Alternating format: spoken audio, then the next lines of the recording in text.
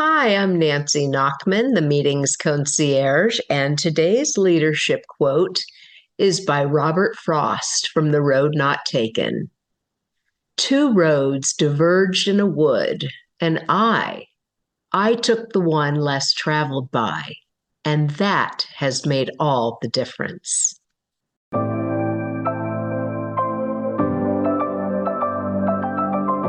The Leader Assistant podcast exists to encourage and challenge assistants to become confident, game-changing leader assistants.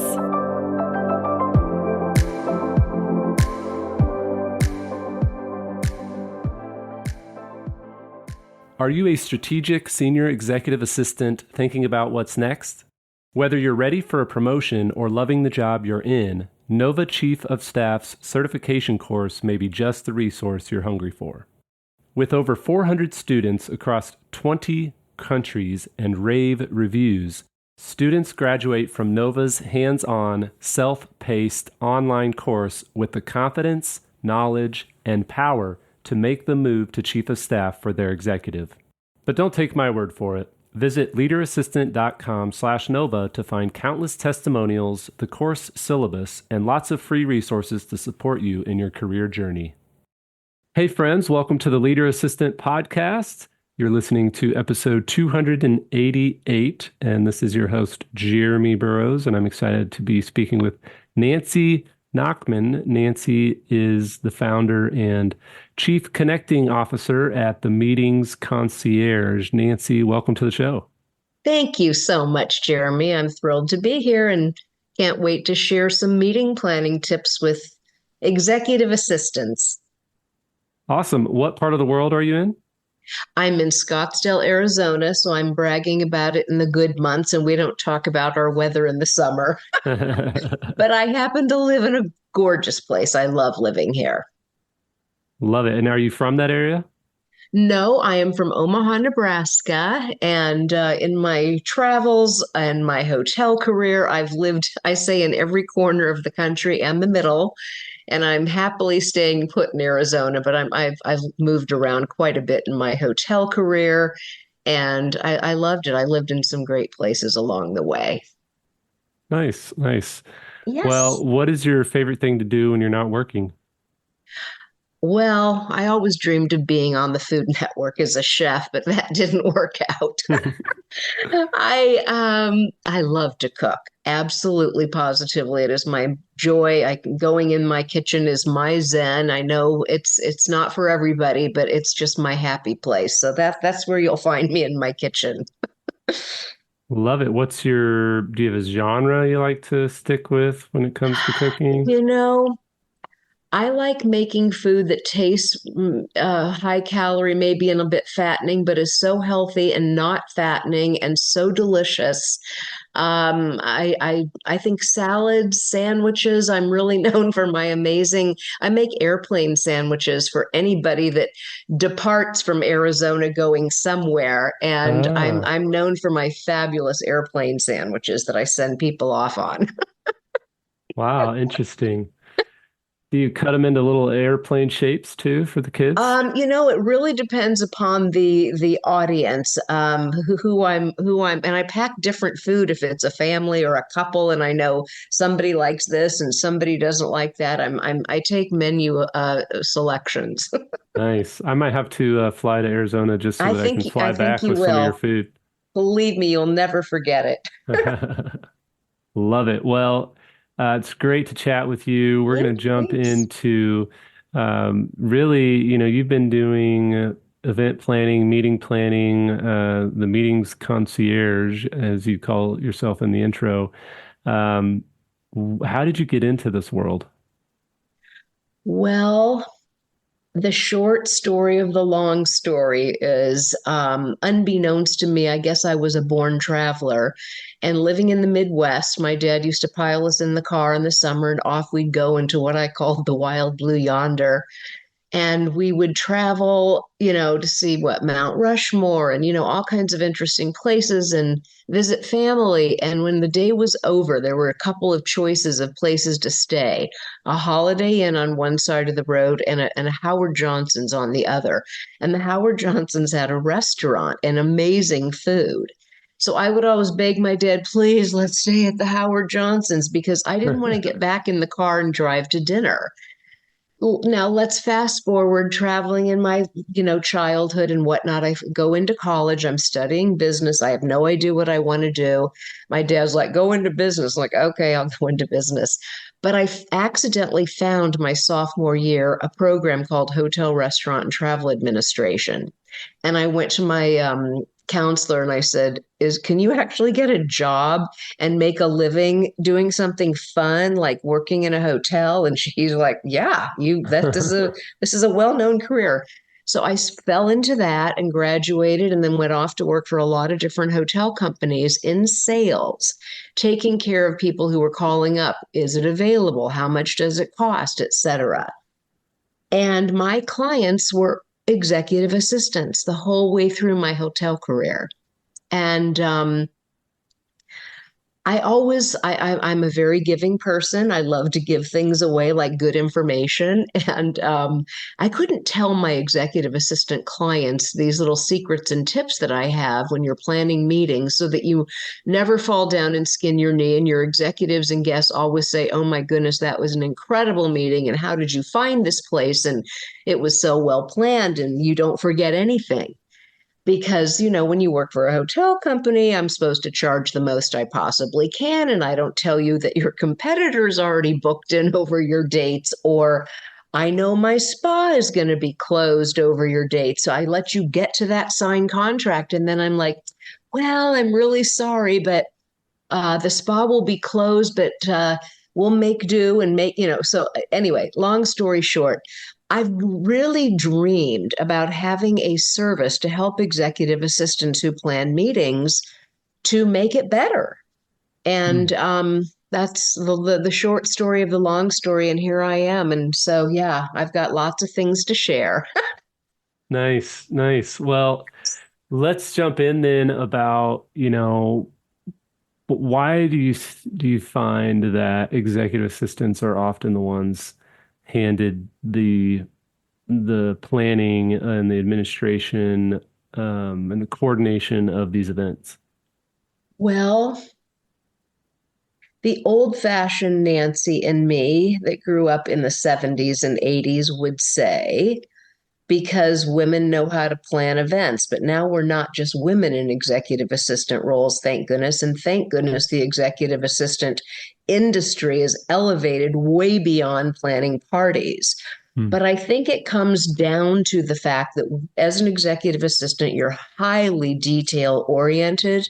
And to plan an event or a meeting, you have to be highly detail oriented. And most executives are not. Mm-hmm. That's a good way to put it. That's for sure. And yeah, go the ahead. executives who are not detail oriented are not listening, right? So we don't have to worry about offending them. If they are, then find an associate to help become your teammate or tell your executive if somebody else is better at doing this than me, because don't take things on that you're going to fall down and stumble is my rule. Yeah. Awesome. Yeah. So what is the process then? If I get a call or a text from my executive says, hey, I want to take the whole team to Scottsdale and I want to have a fun experience and we need to have a nice hotel with good food and an event space so that we can have a big meeting, rah together. I just got that text. What's my first Where do you step? begin? Yeah. Okay, so where you begin is exactly like you were just saying. It's called an agenda, and you cannot start planning a meeting or an event without an agenda. And the agenda contains exactly what you were mentioning, like the city you want to go to.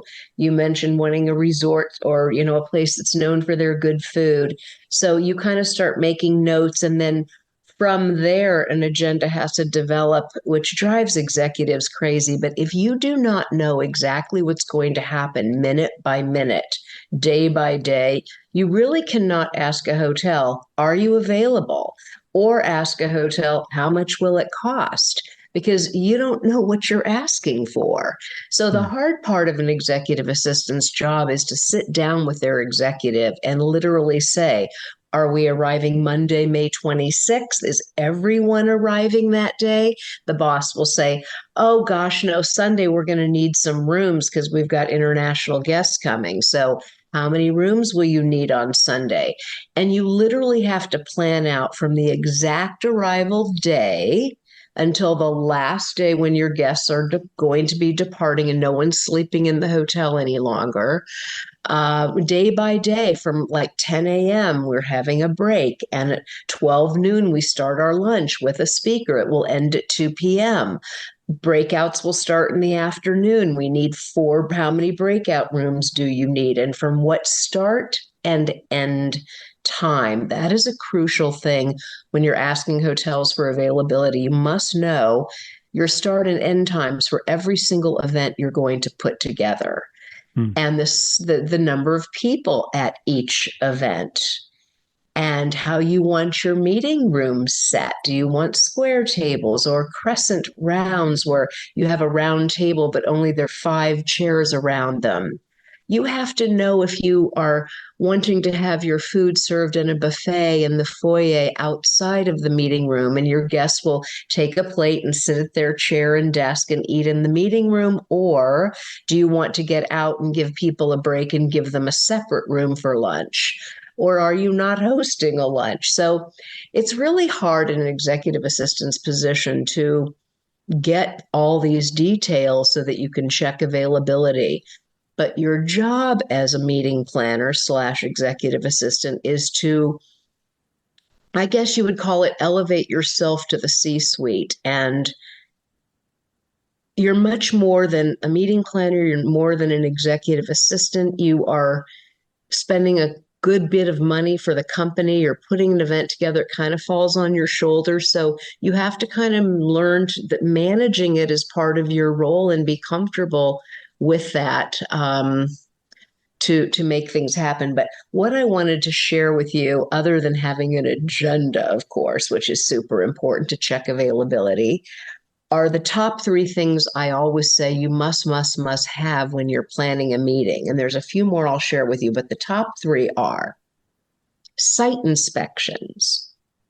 When you have decided that you're going to Scottsdale and you've got 4 resorts that have offered availability and you're thinking all 4 could work, it's very, very important to not ever sign a hotel contract until you go and see the hotel for yourself. And I know some of you are listening saying, absolutely, my company would never have us sign a contract without sending me on the site visit. And some of you are sitting there saying, no way would my company send me on a site visit. And I understand both. But I always use the analogy that you would not say I do and marry someone without meeting them.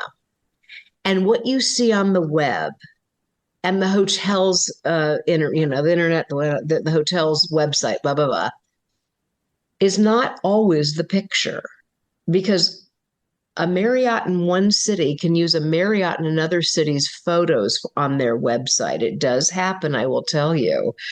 You don't know a neighborhood without driving to that location. You don't know if there's a sewage system that runs behind the hotel, whereas the area has this funky smell around it. There are so many crazy things you don't know unless you go and look. So that's my number 1 advice. If you're spending all this money and you want it to be just so, go look. And maybe if you can't find somebody in your organization, even a friend that you trust in the city where you've got hotels, send somebody out for a look-see. The second thing is, I highly, highly, highly recommend that you as an executive assistant never, ever, ever sign the hotel contract. And again, I know some of you are saying, oh, I would not, my company would never let me. And others are thinking, I'm allowed to sign up to X amount of thousands of dollars in my company. But I've seen so many things happen over the years where the hotel salesperson leaves, the executive assistant leaves, and the hotel can sometimes even go after that executive assistant in his or her new job because your name is on the contract. And the company could say, well, we didn't authorize her or him to sign the agreement. I've seen it all. And so I always tell my executive assistants, get your executive to sign the contract. Don't put your name on a piece of paper that is worth thousands and thousands of dollars sometimes. Be very careful. And my last thing is a thing that you must have in every hotel contract. We'll talk about others, but this one I think is crucial, and it's called no relocation. The hotels might have it in the contract listed as no walk or our walk agreement. And walk is just a hotel term, meaning your guest is going to take a walk and we're going to relocate them to another hotel if we're sold out. And you want to have a no relocation clause in your contract. I just don't ever agree not to have it. Because again, like airline seats and hotels, places fill up and overbook and oversell. You don't want your executive, your guest, your speaker to arrive at midnight and be told, sorry, we just gave our last room away and we're putting you next door at the Ritz-Carlton. Yay. Well, you don't want to be next door at the Ritz-Carlton. So make sure you have that in your contracts. Super helpful. So site visit, don't sign the contract yourself, and make sure that no relocation is included. Very important. Yes. Yeah. Yes. Love those tips. Super practical. And, one thing I wanted to also say, Jeremy, is about change. When you plan a meeting every day, somebody's going to say, let's add a breakout, or why are we having a dinner? Or, oh my gosh, we forgot to invite these 14, or, oh, gee, these dates aren't going to work anymore. So be flexible. You have to be very flexible when you plan events because you're going to get requests from your executives for changes.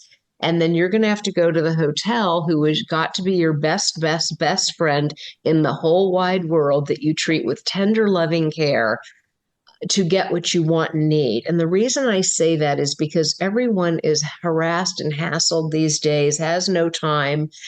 And there aren't enough hotel salespeople back working in hotels and conference services people as there were before the pandemic. A lot of people lost their jobs. Our industry went in the tanks for a couple years, and hotels lost so much money, they didn't hire a lot of people back. Thankfully, on the floors, like your service staff, your kitchen staff, thank goodness, are in full swing at every hotel in the world right now. And service is excellent. We don't hear any poor comments about service, thank goodness. But getting a salesperson to call you back, getting a salesperson to call you back when you're trying to find out if it's available, find out how much does it cost. Your boss is like, don't you know already? Right. So be aware that educate your executives that things take longer now. And we have to be a lot more patient, not a little more, but you have to nudge people, constant emails, but very kind, because people will respond to kindness much more quickly than they will to, I emailed you a week ago and you still haven't called me, even though that's what we're thinking. Right. Awesome. Well, what is the best way to find these hotels? So yeah, you have maybe one option and you're going for a site visit, but how do you narrow it down to the best hotels before you even spend that money and time going to do site visits?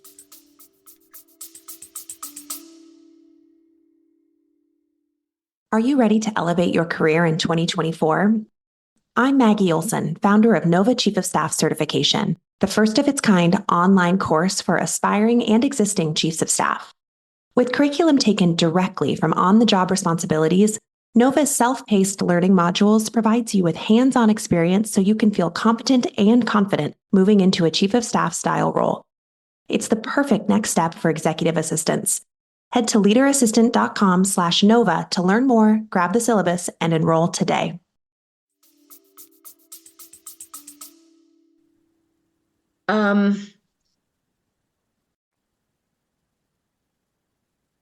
I'm thinking that there's a few, okay, I just have to say that there are independent meeting planning services out there that do this sort of thing for customers, and that's a huge advantage, time saving wise, because we have resources that not everybody has to quickly find information. But if you're just looking to find a golf resort in Scottsdale, Arizona, Google it. I mean, just your searches will bring up the top choices. And another great resource is TripAdvisor.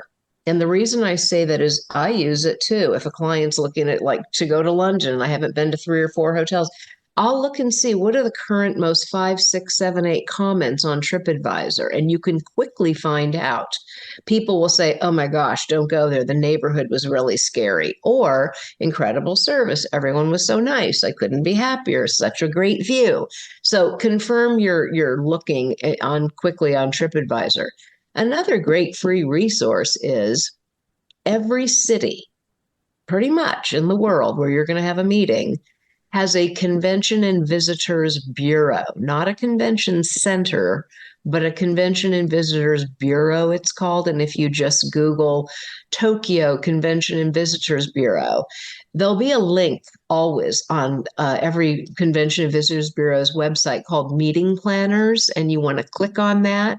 And through that portal, you will find hotels, you will find restaurants, you will find offsite activities, and a million things, and a way to contact them.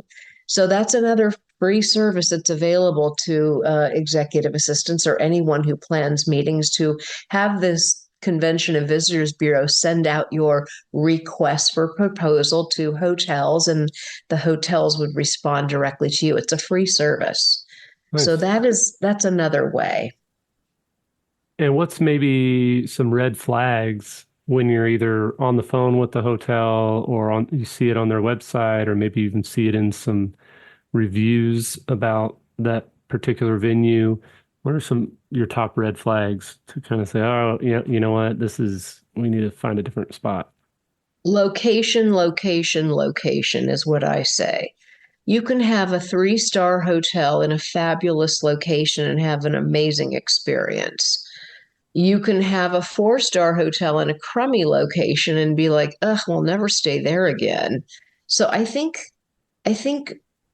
researching location is key. Obviously, there's typical times where you have to be in a certain location, but if you're open to the city of Scottsdale, for example, we have a lot of different great properties in a lot of different locations. Um, so I think looking for locations.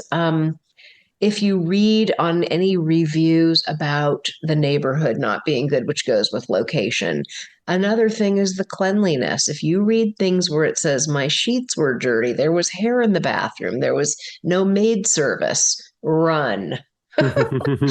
Cleanliness and location, are key elements to at least getting the familiar feeling that you're going to be in a good place. Hmm. And also Great. through the Convention and Visitors Bureau, there are salespeople. You can ask them.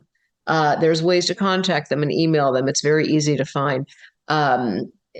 You can ask them, like, our group is this kind of group, or our executives are these kind of people. This is the things we like to do. This is an area we'd like to be in, and they'll guide you and lead you to choices, which is great in their city. Yeah. Mm-hmm. Awesome. Well, okay, so you've been doing this for a while. What are your favorite Mm. hotels or venue spaces in Mm.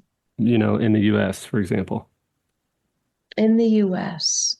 Maybe like one West Coast and one East Coast, or if you have any, Okay, or sure. Oh gosh, I have so many. That's my problem. Um, so for me personally, if I were choosing where I could stay anytime, I'm a five-star kind of hotel woman, and I like a hotel that has amazing room service. Those are my things. My husband always asks me, I thought your meeting was on Tuesday. Why are you going Monday? And I'm like, because I want room service dinner Monday night. Um, you know, there's a really fabulous resort in California that I just love. It's in Southern California. It's about 45 minutes from LAX, south of LAX, called Terranea. Terranae. Yeah, Terranea.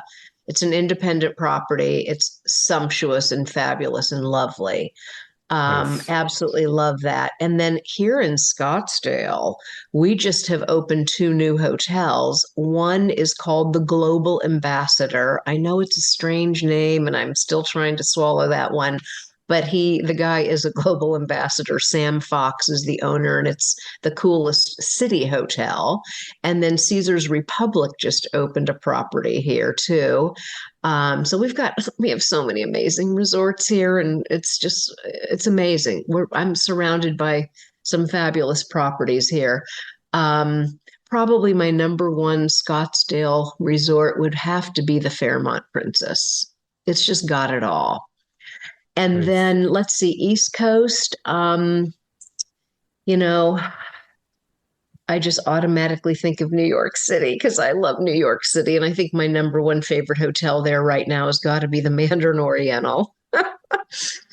Love it. Love that. And then there's a really cool resort called the Inn at Blackberry Farm. It's in Tennessee, Inn at Blackberry Farm. And it's a country hotel, but it's really high end. They have their own orchard and gardens and horses and you name it. So it's a fabulous place for like a retreat. Um, Gosh, we could talk hotels all day and I wouldn't get tired of it until we started cooking and eating. No, that's great. Super helpful. Thanks for the Rex. And people definitely have to check that out.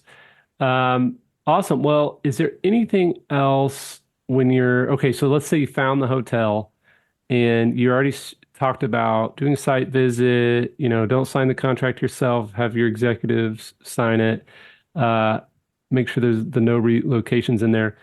What about the price? How much negotiation room do you have when talking to these venues? That is an absolutely excellent question for two reasons. Number one, everything is negotiable. Hmm. And don't be afraid to negotiate because when I worked in hotels and I would have executive assistants say okay to every price I quoted, I'd be like, gee, this is good because my bonus depended upon you paying a lot of money for things. Right. And then others would say, well, that's too much, or my boss is trying to keep the rate under this, or gosh, we paid only this last year. How can we save some money this year? So salespeople are waiting for you and accustomed to discussing it. So people hear the word negotiation and they get like their throat closes and they don't want to ask for things or say things, but you're having a discussion. Just look at it like that. And it's a comfortable discussion because fortunately it's not your money, it's your company's money. So it's not coming out of your bank account, but you should treat it like it is. You always want to save your organization money every which way you can while still putting on the Ritz, so to speak. So a little trick is if you get hotel room rates from a hotel and you really want a particular hotel, you can contact them and say, let's say they quoted 349. You can tell them, we really are trying to keep this no more than 300 a night. Shoot low, because if they come back and say, well, we can do 325, but that's the best we can do, there you go, you've won. Hmm. And there's lots and lots of little ways to save money, and it's not just on the room rate. But here's the thing about what you really have to know about pricing. The hotel room rates is where the hotel makes their biggest profit. So if the room rate is $300 a night, the profit to a hotel is about $250 because it can't cost more than $50 to have a housekeeper come in and quickly clean a room and change the bedding, etc. So there's a huge profit to hotels.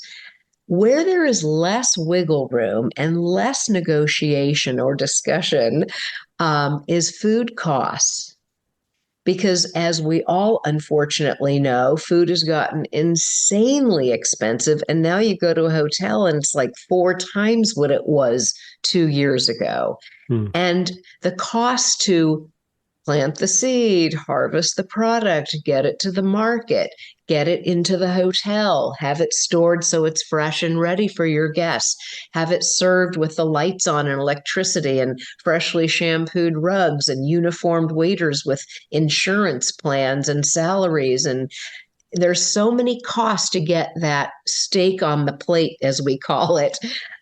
So there's not a lot of wiggle room. So don't try and wiggle room on food costs. Wiggle room on meeting room rental. You can try your best, and you should. My philosophy is never pay meeting room rental. You've got my guest rooms, you've got my food, and you're already charging me a fortune for the wine, etc. And I always try and discuss or negotiate no meeting room rental. If they, sometimes a hotel is going to put the wall up and say, sorry, this is it. That's the best we're going to do. And then you'll talk to your executives and they'll say yes or no. But do your best to try and save money everywhere you can.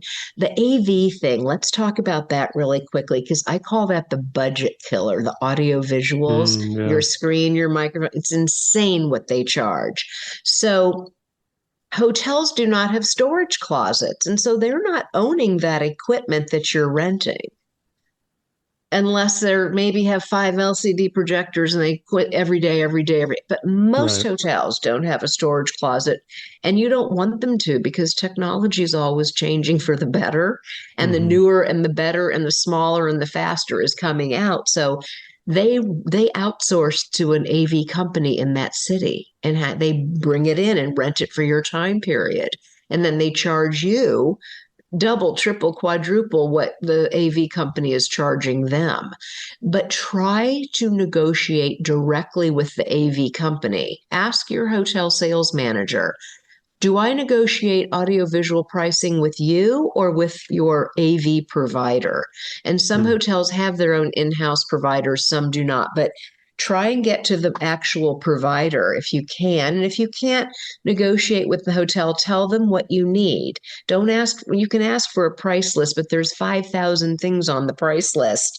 Tell them you need the microphones and the power strip cords, and et cetera, and ask them for their very best discounted rate. Yeah. And so that's another way to save money, is on the AV portion. And the room rate, always negotiate the room rate until a hotel tells you, sorry, that's the best rate I can give you. Then you'll know. Yeah, totally. But look at it as a discussion, not a negotiation. You're just discussing things. Super, super helpful. Thank you so much. My pleasure. This is great tips. And Nancy, this is, lots of note taking, I know, from assistants listening, and they, we as assistants get stuck with the event planning and negotiating and talking about the AV stuff. And so I really think this is going to be really valuable for assistants all over the world. It is valuable because, it's fun to plan meetings and events. I think for me, I think a lot of people who do it, they really, really enjoy it. It's a perk almost to your job if you enjoy it. But having all these little tips and tricks will make it a little easier for you and clear when you're asked to plan your next meeting. Perfect. Well, Nancy, what's the best way for people to reach out if they have more questions about this process, if they just want to connect and say hi? What's the best place, and where can they find you? I would say my website, which is meetingsconcierge.com. And I also, of course, have a LinkedIn profile, Nancy Nachman, the Meetings Concierge. And my email is nancy@meetingsconcierge.com. And I always like to say my advice is free. So come at me with your questions. I'm always, always happy to answer any question that you have. Perfect. Well, I will put all those links in the show notes at leaderassistant.com/288. Again, that's leaderassistant.com/288. Thank you so much, Nancy. It's been super interesting to hear all of the insights in this industry. And, I've done plenty of event planning myself. I'm not a huge event planning fan, but I can do it. I love showing up to the event and not having to plan anything or worry about the details, but it doesn't always work out that way. So I appreciate you, understand. appreciate you sharing your insight, and look forward to staying connected. And again, for everyone listening, please reach out and say hi to Nancy. She's got lots of years of experience in this world and would love to help. Thank you so much, Jeremy, and for all that you do for the executive assistant community. I really appreciate it. You're welcome. Thank you.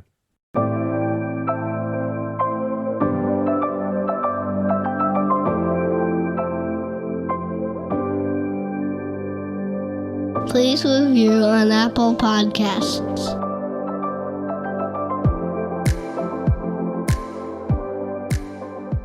GoBulls.com